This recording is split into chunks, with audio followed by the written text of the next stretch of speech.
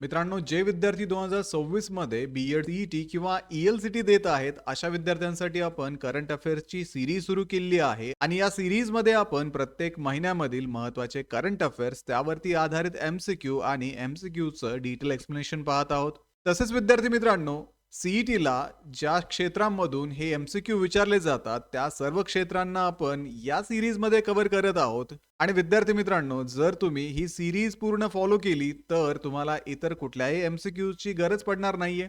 तसेच विद्यार्थी मित्रांनो, या व्हिडिओमध्ये आपण डिसेंबर महिन्यामधील महत्त्वाचे करंट अफेअर्स डिस्कस करणार आहोत. तर हॅलो विद्यार्थी मित्रांनो, मी तुमचा एज्युकेटर अरविंद आणि तुमचं स्वागत आहे ग्लोबल ऑनलाईन मध्ये. मित्रांनो, महाराष्ट्र बी-एड, सी-ई-टी आणि ई-एल-सी-टी साठी असणाऱ्या लाईव्ह बॅचेस ग्लोबल ऑनलाईन मध्ये 19 जानेवारीपासून सुरू करण्यात आलेल्या आहेत. या बॅचेसमध्ये तुम्हाला डेली लाईव्ह क्लासेस दिले जातात. तसेच विद्यार्थी मित्रांनो, तुम्हाला लाईव्ह क्लासेस अटेंड करणं पॉसिबल नसेल तर रेकॉर्डेड लेक्चर्स सुद्धा इथे अवेलेबल असतात. संपूर्ण अभ्यासक्रमाच्या अपडेटेड नोट्स असतील, 50 पेक्षा अधिक मॉक टेस्ट आणि 2000 पेक्षा अधिक एमसीक्यू सुद्धा तुम्हाला या बॅच मध्ये दिले जातील. आणि विद्यार्थी मित्रांनो, ही बॅच फक्त तुमची एक्झाम पुरतीच नव्हे तर एक्झाम झाल्यानंतर अगदी तुमच्या ऍडमिशन प्रोसेस मध्ये तुम्हाला गाईड करण्याचं काम करणार आहे.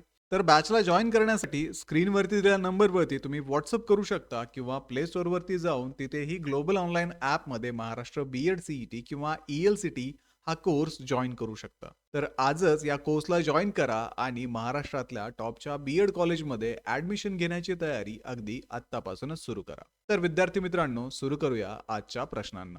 Which country is the host of the 33rd Southeast Asian Games C 2025? 33वा दक्षिण पूर्व आशियाई क्रीडा स्पर्धा सी गेम्स 2025 कोणता देश आयोजित करत आहे? ऑप्शन्स आहेत जपान, थायलंड, मलेशिया आणि इंडोनेशिया. तर विद्यार्थी मित्रांनो, 33व्या सी गेम्स 2025 चे आयोजन थायलंडकडून बँकॉक आणि चोनबुरी येथे करण्यात आले आहे. या स्पर्धेत 11 दक्षिण पूर्व आशियाई देशातील खेळाडू 50 पेक्षा अधिक क्रीडा प्रकारात सहभागी झाले आहेत. त्यामुळे या प्रश्नाचं योग्य उत्तर आहे option B, Thailand. So this Thailand is hosting the 33rd SEA Games 2025 in Bangkok and Chonburi. Athletes from 11 Southeast Asian nations are participating in over 50 sports. So the correct answer will be option B, Thailand. Where was the 7th UN Environment Assembly held? 7वी संयुक्त राष्ट्र पर्यावरण सभा कुठे आयोजित करण्यात आली होती? Options आहेत New York USA, Geneva Switzerland, Nairobi Kenya, Rio de Janeiro Brazil. तर विद्यार्थी मित्रांनो, UNEA 7 चे आयोजन केनियातील नैरोबी येथे झाले आहे, जे UNEP चे मुख्यालय आहे. 2025 ची संकल्पना शाश्वत उपायांद्वारे लवचिक पृथ्वी निर्माण करण्यावर केंद्रित आहे. त्यामुळे या प्रश्नाचं योग्य उत्तर आहे option C, Nairobi Kenya. So this UNEA 7 was held Nairobi, Kenya, the headquarter of UNEP. The 2025 theme focused on advancing sustainable solution for a resilient planet. So the correct answer will be option C, Nairobi, Kenya. Next question आहे, what is the name of the operation under which DRI dismantle a clandestine mephedrone unit in Maharashtra?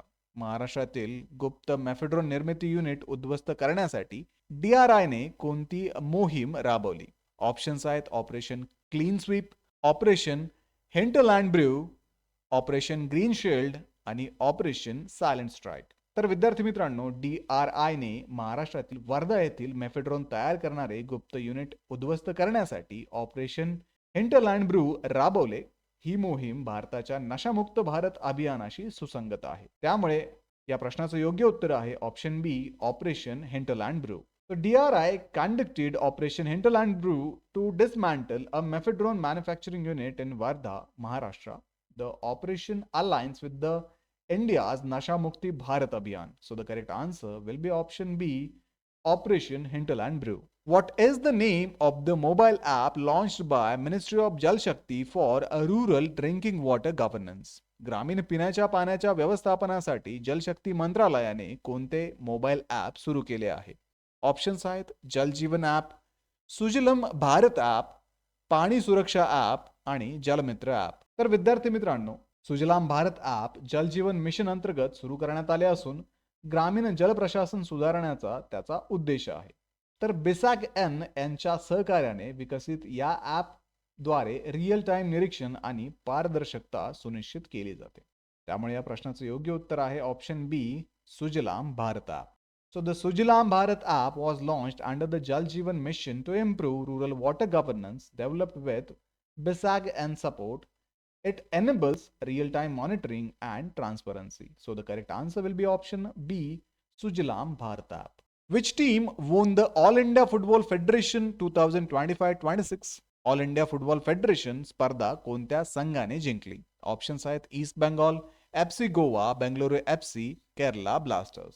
तर विद्यार्थी मित्रांनो, FC Goa संघाने penalty shootout मध्ये ईस्ट बेंगॉलचा पराभव करून All India Football Federation Super Cup 2025-26 जिंकला. या विजयामुळे एफसी गोवा संघ AFC champion league 2 play off साठी पात्र ठरला. त्यामुळे या प्रश्नाचं योग्य उत्तर आहे option B, FC Goa. So the FC Goa won the All India Football Federation Cup 2025-26 after defeating East Bengal in a penalty shootout. This historic win also qualified FC Goa for the AFC Champions League 2 playoffs. So the correct answer will be option B, FC Goa. Which organization released the report Right to Education, Past, Present and Future? Right to education past, present and future हा अहवाल कोणत्या संस्थेने प्रकाशित केला आहे? Options आहेत UNICEF, UNESCO, World Bank आणि OECD. तर विद्यार्थी मित्रांनो, युनेस्कोने 1960च्या शिक्षणातील भेदभावाविरोधी करारानंतर झालेल्या जागतिक प्रगतीचा आढावा घेणारा हा अहवाल प्रकाशित केला आहे. शिक्षणातील प्रवेश वाढला असला तरी संघर्ष, हवामान बदल आणि तंत्रज्ञानामुळे आव्हाने निर्माण होत असल्याचे यात नमूद केले आहे. त्यामुळे या प्रश्नाचं योग्य उत्तर आहे option B, UNESCO. So UNESCO released the report reviewing global progress since 1960 convention against discrimination in education. It highlights gain in access but warns of challenges from conflict, climate change and technology.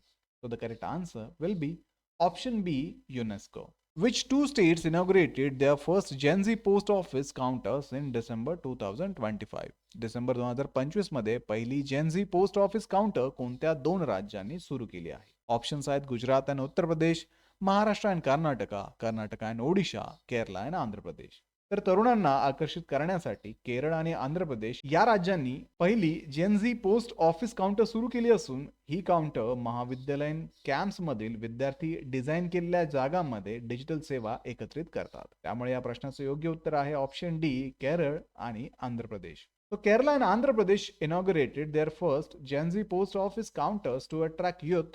These counter integrated digital services with student designed space on a college campuses. So the correct answer will be option D, Kerala and Andhra Pradesh. Silisir Lake recently declared a Ramsar site is located in which state? अलीकडेच Ramsar स्थळ घोषित झालेले सिलिसर सरोवर कोणत्या राज्यात आहे? Options आहेत राजस्थान, गुजरात, कर्नाटक आणि Kerala.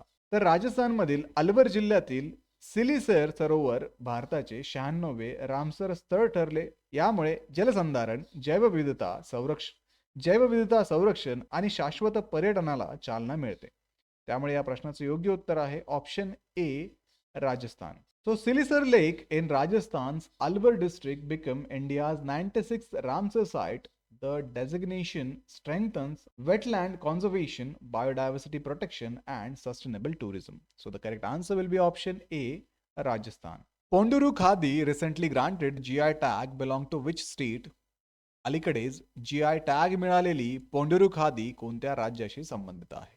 Options आहेत गुजरात, आंध्र प्रदेश, महाराष्ट्र आणि ओडिशा. तर पोंडुरू खादी ही आंध्र प्रदेशातील पारंपरिक हाताने कातलेली कापडी खादी असून ती श्रीकाकुलम जिल्ह्यात तयार केली जाते. ही खादी ओडीओपी योजनेअंतर्गत ही समाविष्ट आहे. त्यामुळे या प्रश्नाचं योग्य उत्तर आहे ऑप्शन बी, आंध्र प्रदेश.